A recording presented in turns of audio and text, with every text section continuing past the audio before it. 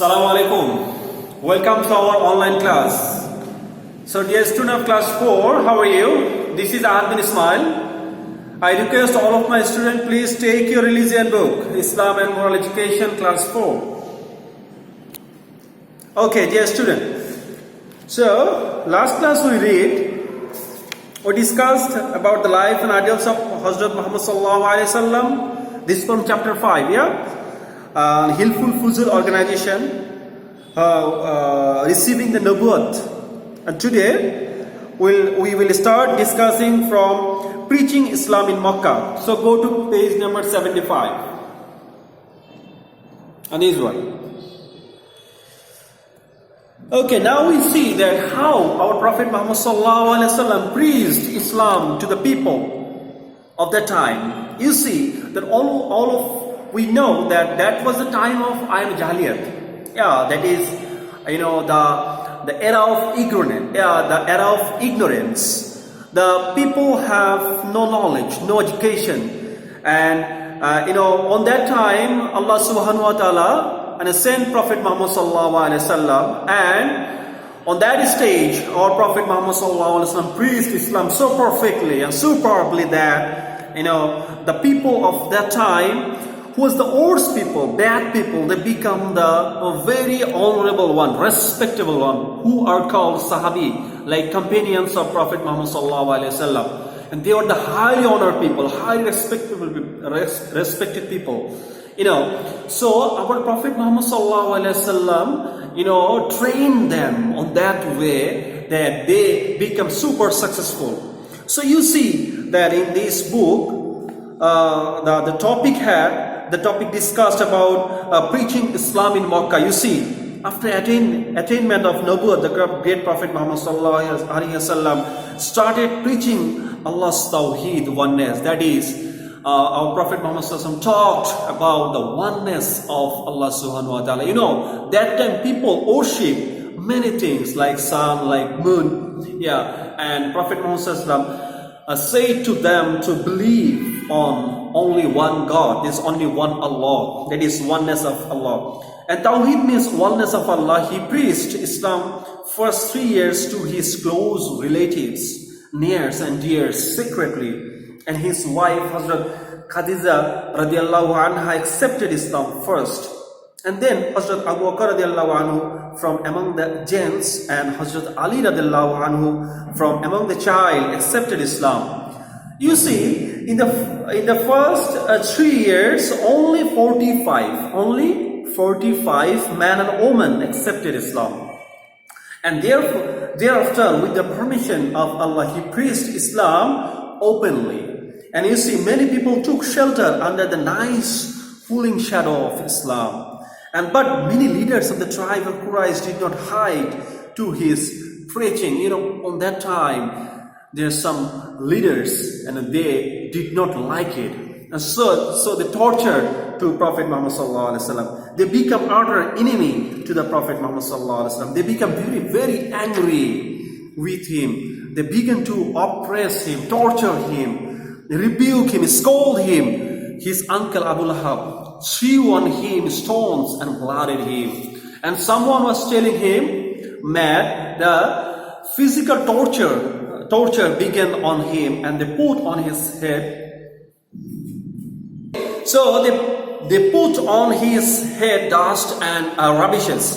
They keep thorns on his walking path, and they began to inflict severe oppression on his companions. In this way, they began to resist him.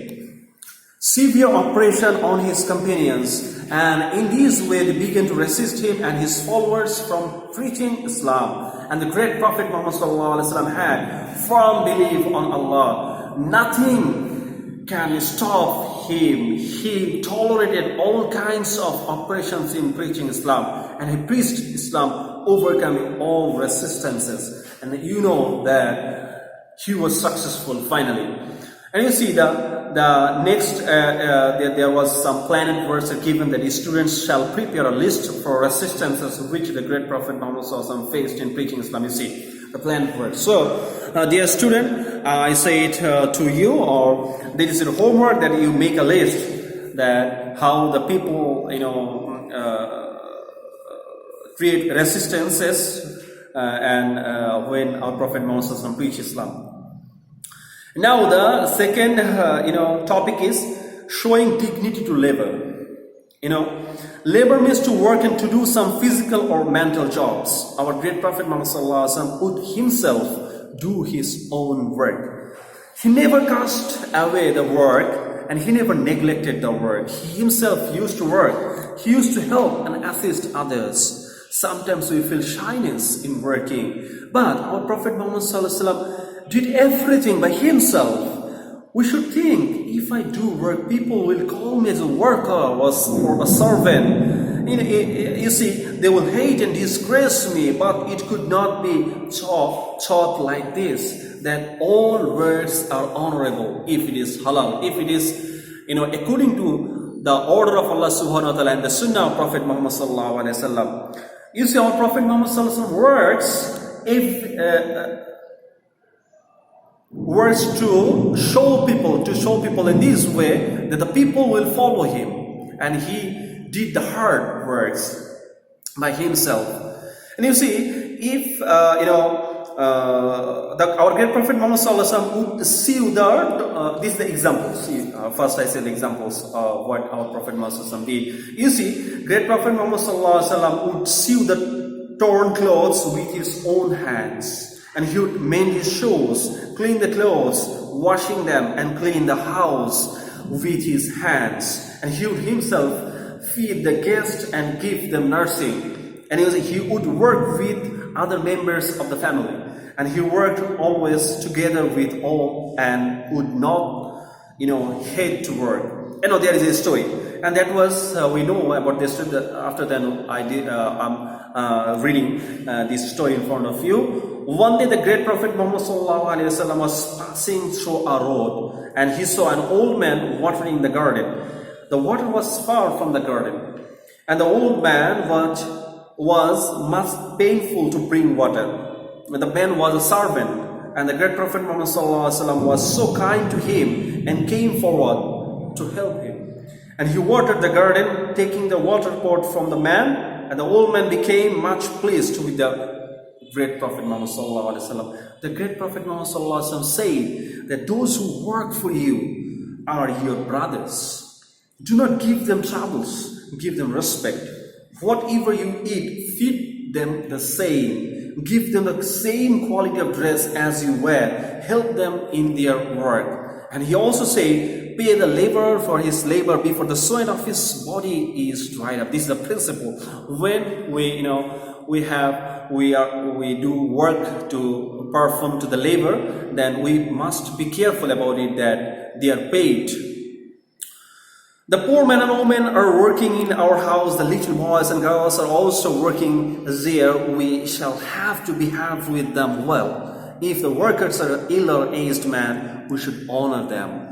And if they are younger in age, we should love them. We have to give them food which we are taking. We should help them in their works. We shall not heap and troubles there. We don't create any troubles for them. They are also men like us. If we treat them like servants, before that we have to think that they are like our brothers.